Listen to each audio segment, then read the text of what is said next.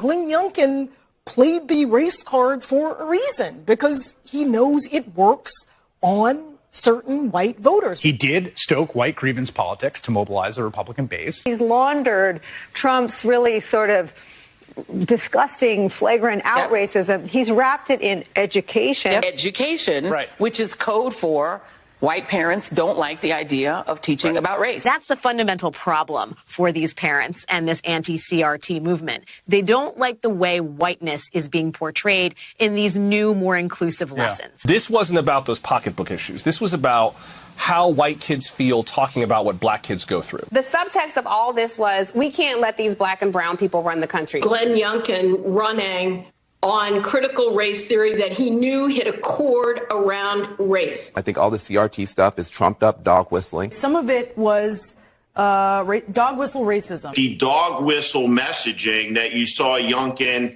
engage in during the course of the campaign. CRT is in the latest line of school busing, crosstown busing, welfare queens. You have it. It's in that same line, and you saw it in the results in Virginia. This more palatable Republican who still uses the same racist themes that Trump did. He just packaged them in a soccer dad sweater vest model. He's found a way to launder a pretty racist trope, this idea that we cannot talk about America's history because it hurts my feelings.